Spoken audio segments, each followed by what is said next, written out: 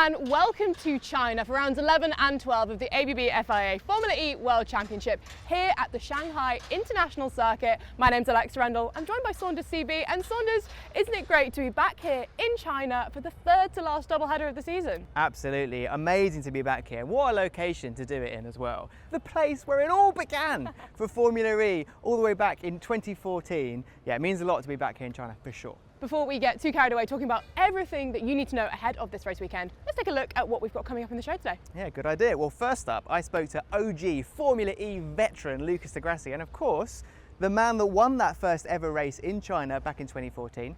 We're going to hear from our commentator Tom Brooks about everything you can expect from this, quite frankly, absolutely ginormous circuit. We're also going to hear from some other Formula E drivers about what they think about the last new circuit of the season, one that will be absolutely instrumental to the championship. But before all of that, let's take a look at what happened last time out in Berlin. It's round 9 of the 2024 ABB FIA Formula E World Championship. Eyes on the lights. The Berlin E-Prix is underway, and Mortara leads the way from the front. And full push. Christopher, go a bit. I'm doing all the work alone now. I don't know what is happening. The style of racing is just getting a little edgier, a little more frenetic. Pick your line here, boys, in the melee of all the chaos. Fenestrad gets shoved into the wall. I got spun from behind. Oh, man. Di Grassi's car bent like a banana. 3 wide. Oh, Gunter's in the wall. Contact with Hughes. You okay? Sorry, guys. Elbows out. They have to fight. Overtake. Yes, let's use the power. It's all going to concertina up. We've seen some big sense here. You've got to have eyes in the back of your head, in the front of your head, and the sides to be able to work what's going on. 4 abreast for the lead. Race is fast. Verne leads across the timing line. Nick Cassidy from absolutely nowhere. He is up in his second place. This is fantastic driving from Nick Cassidy. Great strategy once again. He's gone. This is now Nick Cassidy's race to lose. And he wins the Berlin E-Prix. It's incredibly intelligent drive from Nick Cassidy. I'm amazed. Oh yes, beauty. You smashed it, mate. If ever there was a tale of never give up, it's that. It's round 10 of the 2024 ABB FIA Formula E World Championship. We are here in Berlin. It's time for takeoff in Tempelhof. Lights out and we're underway. Fantastic getaway. Nick Cassidy leads in towards the first corner. Side by side, but it gets shuffled into the wall. Contact, that's Mortara. Oh, Gunter, who's come into some strife. Stoffel Van Dorn is steaming to the inside. Oh, he's out of control. Oh, come on. It's Nato and Fenestrad that have come to blows. Round of applause. A bit rough and tumble. Evans is deep through. Antonio finished the Costa. Gloves are off in terms of team orders. Cassidy ahead of Mitch Evans. It's a DAC attack in Germany as he wins for TAC Heuer Porsche. Yes! Honestly, what an amazing performance that was by Nick Cassidy last time out. And Saunders is, if you pardon the pun, put him in the driving seat for the championship heading into this weekend now. I would argue he's been there since the start. Let's not forget he started the season with 3 podiums in a row. Like, the man is Mr. Consistent. You know, he's had that little blip in the middle, but other than that, he's there, and he just shows he has what it takes in the most challenging style of Formula E races, like we saw in Berlin, like we saw in Misano, like we're going to see here this weekend, and honestly, like we're probably going to see in Portland. And actually, speaking of Jaguar, when I was watching back the team radio video on YouTube from Berlin, listening to what Nick and Mitch were doing, working together, using this really strong pairing that they have to combat this like super fierce wheel-to-wheel style of racing that we've got going on, it really taught me a lot, and also basically just showed that they are almost the masters of this now. They seem to have got this nailed. I think certainly in the Cassidy camp, but once again, Mitch Evans didn't finish with the podium, so how well did it work in Berlin? You know, I think in terms of the team that have understand what that sort of racing demands, with Nick Cassidy it's working really well because he's a very, very strategically minded, intelligent driver. Not to say that Mitch isn't, but I think that's kind of what makes Nick Cassidy different, is he adds a bit more to that. And from the intelligent, behind the wheel, he's always talking of strategy. Listen to his team radio. He's constantly communicating with the team about, is it better to do this? Mitch should do that. He's thinking about the whole team. So I think Jaguar, as a team, they know the strategy. They know how to do it, but it does always come with risk as well. It's not always as straightforward. Nick Cassidy makes it look easy, but we have also seen cases where it hasn't worked. And with a race like here in Shanghai, it's going to be so energy sensitive. This is a true test. And there's been a lot of chatter also about Porsche heading into this weekend, because Nick Cassidy downplayed their chances here. It's kind of a standard Nick thing to do, is to sort of sneak up on everyone and be like, nah, we haven't got a chance, and then come through and win it. But what do you think of Porsche heading into this weekend?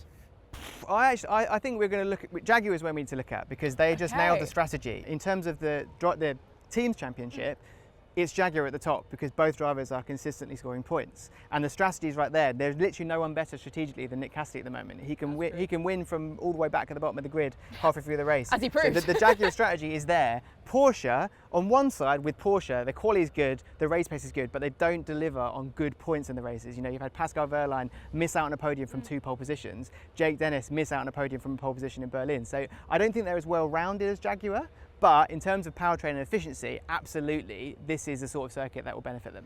And we do, of course, have to talk about Oli Rowland, because when I watched back the debrief that you guys did in Berlin, available on YouTube, by the way, I was really surprised for him to basically admit that he was surprised of how well Berlin went for them, that the team didn't do particularly well there last year. This is not a completely dissimilar setup we're heading into this weekend. Do you think he can repeat that success he had in Berlin? Absolutely. I think, I mean, look at the season. He's got the second most amount of podiums than anyone in the championship. Only Nick Cassidy's got more. The guy's got 6 podiums, I mean, maybe even 7. So I think Oli Rowland, he played the strategy absolutely perfectly in Berlin. He got ahead earlier than everyone else, and he played into the fact that there might be a safety car. He played into that energy target going up, and he got his elbows out to the point where other people don't want to come into contact with him, so he almost gets to sail through. His strategy is working absolutely flawlessly, but it's a risky one because you put yourself in danger of coming into contact and ending your race. So I don't know how long that strategy works for, but in terms of the minerals, in terms of the package, in terms of the powertrain, Nissan and Rowland, yeah, they're super consistent. They are honestly championship contenders. There's a lot to look forward to this weekend, but how about we throw it back to 2014? Yeah. And as you mentioned, Saunders, the first ever Formula E race being held here in mainland China. Yeah, the start of history, and there are actually 3 drivers that took part in that race that are still here. Sam Bird, Sebastian Buemi, and of course Lucas Di Grassi, who I sat down with as the man that won that first ever Formula E race. I'm joined with Lucas Di Grassi on the starting grid, the very, very first one, the first Formula E race. Second on the grid will be Lucas Di Grassi. We go green in Beijing. So Lucas, here we are back in China. Of course, this was the country where it all began for Formula E, and I want to take you back to those moments. Before we talk about the actual first race, I want to talk about the few months or weeks building up to the first race. Yeah. How you got involved, what your feeling was at the time. Well, I got involved in July 2012, so 2 years and 3 months before the first race. When I got involved, it was basically just Alejandro and Alberto with a PowerPoint presentation. First race was September 2014 in Beijing, here in China, but Beijing around the bird's nest. So very iconic race. Really nobody knew how, I mean, we practiced some races. There was some like trial races in Donington Park where we tested and where everything was based. But we have never driven this car on streets. It was a completely unknown environment for everybody. So it went from a napkin in Paris to a PowerPoint presentation to September 2014, the first Formula E race. What was that like, just being part of the first race of a championship? What was that weekend like? For me, it was very special because I spent the last 2.5 years convincing people that this was going to be exciting, that this is going to be the future. But we had a world-class drivers and teams, and I felt just proud to have that first race and to see something that I spoke about for 2.5 years actually happening. And you can see the pride in your face and the way you're smiling talking about it. I can't imagine how proud you must have felt seeing that come to fruition. And in the race itself, it all being rewarded even more so by you winning the first race, a very dramatic first race. For the first race, I was pretty happy because we didn't know a lot about reliability, problems, energy and anything. It was everything very driver. I had to control everything. There was no beeps, no team calls, no codes, nothing. So I was like third and I was taking it easy. I said, okay, if I start the championship with a podium, it's a good start. I can build up from there. And then there was that accident between Heidfeld and Prost in the last corner. Heidfeld goes to the inside line and they make contact and they're both off. And I won the race, and kind of it didn't sink in for a few seconds when I crossed the line. I was like, wait, have I just won the first ever Formula E race? And then the guy said, yeah, you win, and then the celebration was awesome. So Lucas Di Grassi on the top step of the podium here in Beijing. Lucas, it's been a pleasure as always talking about the journey of Formula E with China in mind as we're here back again. Have a good one. Thank you, mate. Thank you very much. Have a good race. You too. Let's have a good I'll be race. watching. Great to hear from Lucas Di Grassi there, as always. Now welcoming Jon, the voice of motorsport on radio, as I like to say. You know what it's like talking to Di Grassi, and also he's probably the most eloquent driver to talk about the story of the journey of Formula E so far. I think both of you will understand that if you ever get into a technical conversation with Lucas Di Grassi, you better have time in your schedule. You need an empty calendar, because you will be talking about the ins and outs of track layouts, speeds, best angles that you can attack corners, what should have been done to the car, what he would do to a car if he was in charge. Yeah, he loves everything. He's got his Harvard degree. He knows everything, and we're going to hear more from him on our build-up on radio coverage this weekend. So if you want to hear more from Lucas about that, I'm sure he'll go into more detail. But yeah, I mean, he's a guy that's been here from the start. It's amazing to think we've come full circle 10 years later after that first win in Formula E. Whether or not he gets a win this weekend, probably unlikely, but what a story it would be. Yeah, it would be. And we also got to talk about where we're going with Formula E. Like Gen 3 Evo is coming up next season. That's a huge step as well. But yeah, lots of positive memories so far and more to come. So we've covered the history of Formula E. We've covered the present with this weekend. We've covered the near future with Gen 3 Evo. Gen 4. Big news dropping this weekend. Porsche have committed. How great for the championship. That's amazing. I mean, they're joining the list of, looking at Nissan, Jaguar as well. I'm sure there's others that are very close to doing it. It's a statement, isn't it? It says that they are not just committing to Formula E, they're committing to electric mobility as a brand, electric racing. Yeah, it's a huge thing to say. And it's going to be good because we know how competitive they are. I'm sure Gen 4, maybe even more so. I know that Saunders has probably seen secret designs for Gen 4, but he's not allowed to talk about it because, we know, look at him. Look at cheeky little face. The stats are ridiculous. The stats are ridiculous, though, in the Gen 3 Evo car, because I was watching David Coulthard very tenderly taking that Gen 3 Evo car around Monaco for the first time. He knows those roads like the back of his hand, but still, you're driving something that is faster accelerating than anything you've driven before. 1.82 seconds. 1.82 seconds to accelerate to 60. I mean, Gen 4... If Gen 3 Evo is changing the game, I don't even know what the term is for Gen 4. Because the stats that have been thrown out at the moment, obviously nothing's confirmed, it's all very, under the wraps, but the ideas that have been floated around are unbelievable. Like, I'm not even sure, even as someone that's pretty clued up with electric mobility, how they're going to achieve them, but I know they will, and that's what's so exciting. And before you two start giving away any spoilers that are going to get us in trouble, let's bring it back to present day and take a look back around this track with our commentator, Tom Brooks. Round 11 and 12 of the 2024 ABB FIA Formula E World Championship comes to you from Shanghai in China. We're back here for the first time since the Shanghai E-Prix in Season 5 in 2019. Down the start-finish straight we go, in towards turn 1, and then a long, lazy turn 2, into the left of turn 3. Bit of elevation change through here as well, and then the run in towards turn 5 and turn 6. And this is where the circuit will begin to look a little bit unfamiliar. A long left-hander through here, putting a lot of lateral load on the outside of the tyres before we flick it right, then flick it left, and then into the slower final sector of the lap. And that completes a lap of the Shanghai International Circuit. Very much looking forward to the double header and going racing here in Shanghai. Thank you to Tom for that, because it's pretty clear to see for all of us. This isn't perhaps the usual street tack that we are used to in Formula E.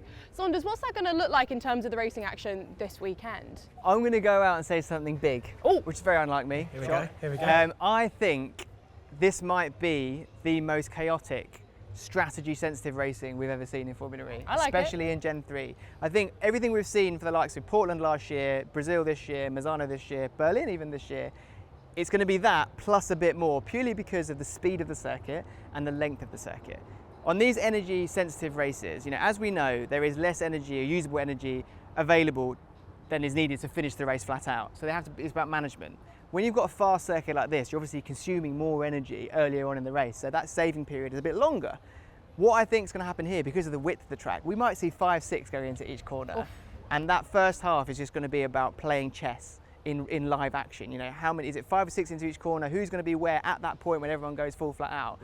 I mean, what do you think? Because you've seen Misano, you've seen Berlin, based on that, I think we're expecting the same here, surely. Yeah, you'd imagine so. You actually said to me before we even got here last week that you were really worried about what's going to happen into the first corner. Yes. Because it's such a wide track. Now you've seen it, now you've been able to walk around it. Have you changing your perception of what's going to happen? Could we see a lot of contact and some drama? I think so, because here's what my kind of concern or my thought was based on. You've got a really wide start-finish straight, one of the longest, well, definitely the widest on the calendar, and it kind of funnels into a huge, first, really long, elongated first corner. Now, if you've got 5 or 6 wide into that funneling, nobody really wanting to lead, everyone's sort of jostling for position, that's the ingredients for a pretty spicy cake, I think. What do you reckon? I think that's I think it's going to be very interesting. I think we're going to see more of the same, but maybe to the extreme here.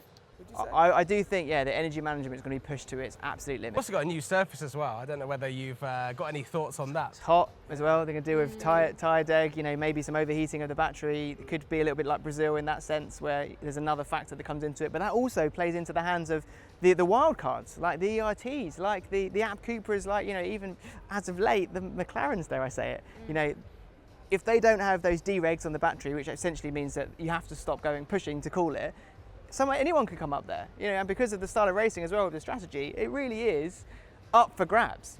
But yeah, we'll have to see how it pans out. Well, we have all of our thoughts about how this weekend's going to look, but how about we let the drivers have their say?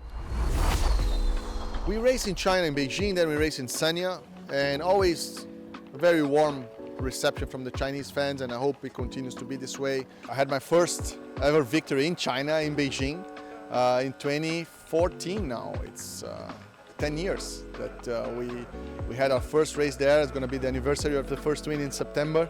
Yeah, I'm really looking forward to racing Shanghai. It's a great opportunity for the team to race in China again after so many years. I hope to see a full house in Shanghai, to see many fans, particularly cheering for ERT, which is the only Chinese team in the grid.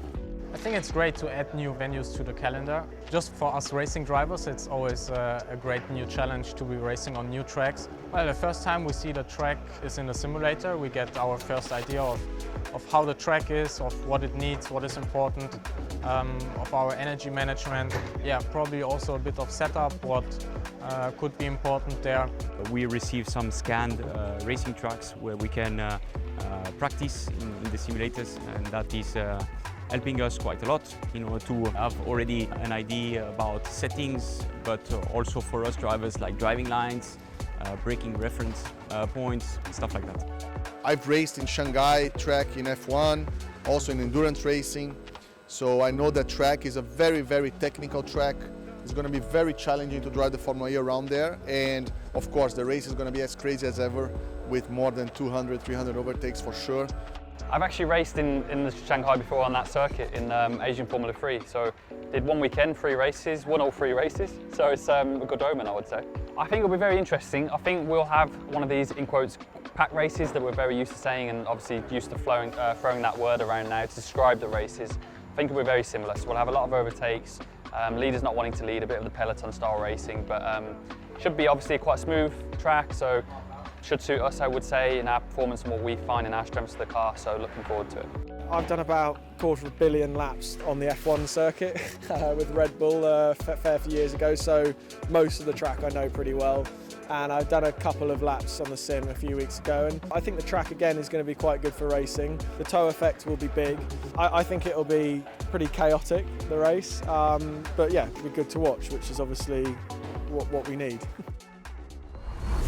Yeah, the drivers have some pretty interesting opinions there, but how about we throw ours in there? Because, Jonas, I'll start with you, my friend. Who are you predicting to be up on the podium, scoring the big points this weekend? I've got a head and a heart. My heart is saying Sam Bird's going to come back. Oh, love it. He's hurt his hand. His hand's back. It's like a bionic. His hand's back?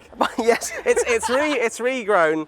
He's got like a sort of a bionic metacarpal in his hand. Yeah. It's recovered in record time. He's already got 1 race win. He was on the podium back here 10 years ago. He's probably more likely to get a race win than Lucas Di Grassi. So that's what my heart is saying, Sam Bird. My head is saying that Envision need to get a win because they've only got 2 second places this year, and it's a big race for them. So I'm going to say my head is going to be that Envision are going to be going all out. So we're going to go Frines or Buemi, one of the 2.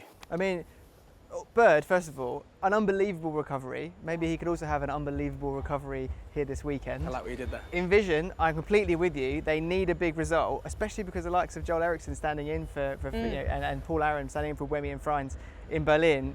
Eriksson getting points and also looking pretty handy in qualifying, both of them, just unlucky. Here's what I'm going to go with. I just can't seem to look past Nick Cassidy and Jake Dennis. Nick Cassidy, he's just a strategist. You know, he does well in races like this, incredibly energy demanding races like this. He's the prince of the peloton, and in terms of form, he's just looking very, very, very strong. And also Jake Dennis, because I think now we saw in Berlin that qualifying woes might be behind him. He got it on pole position. I think the full package is there now. Something he was struggling with most of the season was qualifying. If that's back here, they've definitely got the efficiency in the Porsche powertrain to do well. So yeah, they're my 2 guesses, I'd say.